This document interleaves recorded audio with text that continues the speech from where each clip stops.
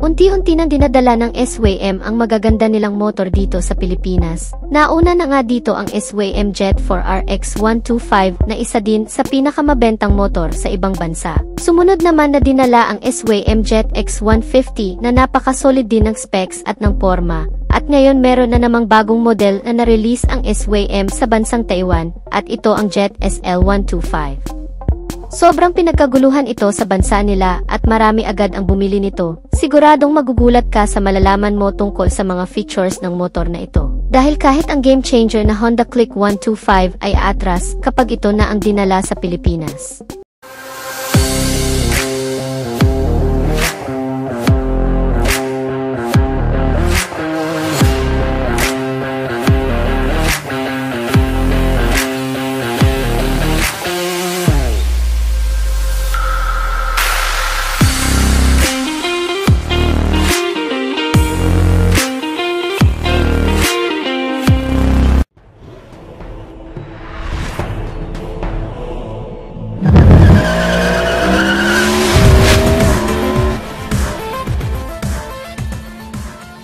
Sa unang tingin iisipin mo na isa lamang itong ordinaryong scooter, dahil sa medyo may pagkakahawig pa ang disenyo nito sa Yamaha Mio Soul i125. Pero sa maniwala ka o hindi, ibang-iba ang motor na ito sa mga nakasanayan nating motor.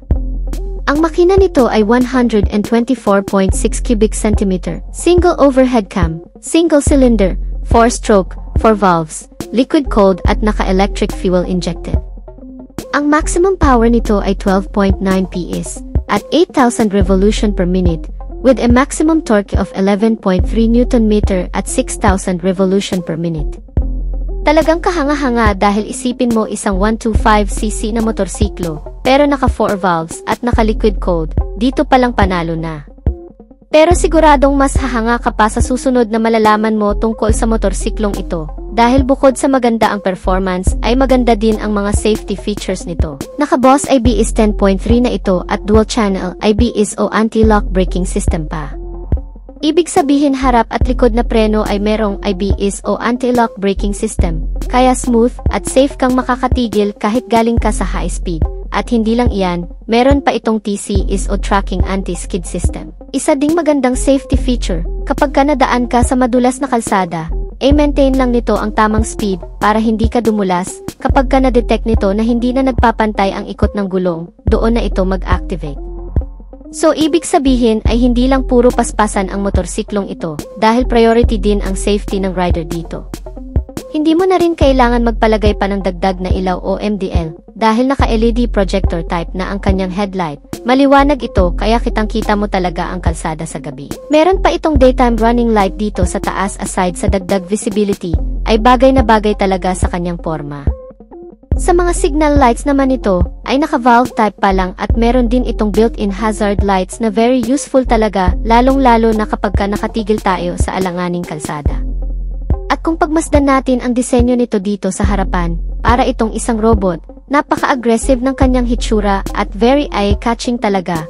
Maganda din ang design ng tail light nito, sharp and sporty din ang design. Maliwanag din ang tail light dahil naka-LED na rin ito. Pagdating naman sa instrumental display ay automatic na mag-a-adjust ang brightness nito, kaya mas makikita mo ang mga indicator mapaaraw man o gabi.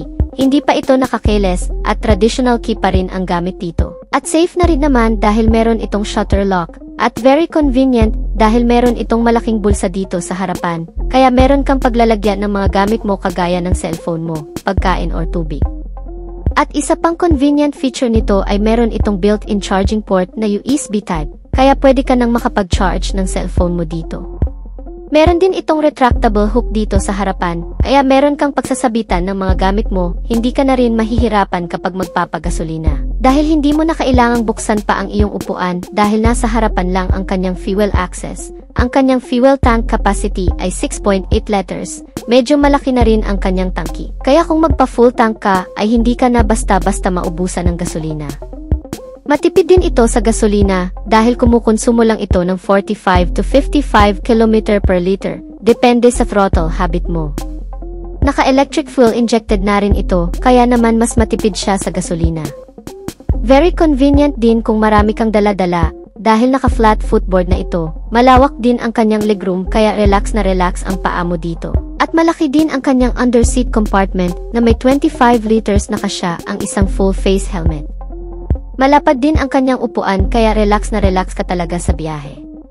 At ang seat height nito ay 780mm lang, kaya masasabi kong average Filipino rider friendly ang motorsiklong ito.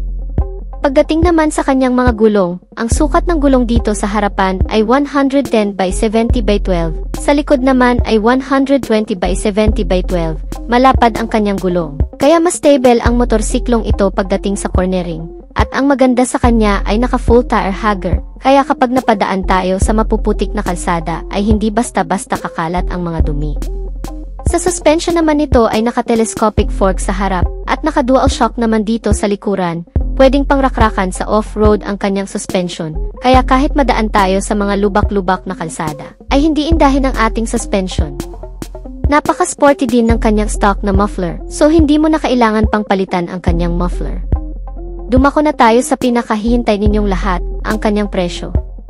Pagdating sa presyo nito sa Taiwan, ito ay nagkakahalaga ng 104,000 New Taiwan dollar, na kung direkta nating i-convert into peso, abot ito ng 189,289 pesos. Pero hindi yan ang magiging presyo pag dinala na dito sa Pilipinas, posible pang mabago yan.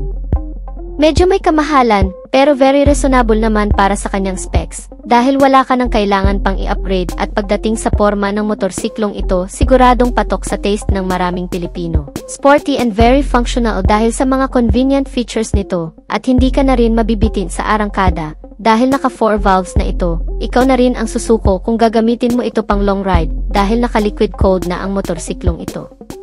Safe na safe ka pa dahil naka-dual channel anti-lock braking system at meron pa itong TCS. Kaya naman hindi nakakapagtaka kung bakit nangunguna ang SYM o Sanyang motor sa ibang bansa kaysa sa mga nakasanayan nating brand dito sa Pilipinas. Pero dito sa Pilipinas hindi ito gaanong tinatangkilik. Pero ngayon unti-unti nang dinadala ng SYM ang magagandang motorsiklo dito sa Pilipinas at dahil dyan siguradong mas tatangkilikin na ito dito. Anong masasabi niyo dito sa SYM Jet SL125? Paki-comment niyo na lang sa baba, at kung nagustuhan niyo naman ang videong to, just hit like, at kung bago ka pa lang sa ating channel, ay huwag kalimutang mag-subscribe. Paki-hit na rin ang notification bell icon para lagi kang updated sa ating motorcycle news and reviews. Hanggang dito na lang tayo mga kamoto. Thanks for watching, ride safe and God bless.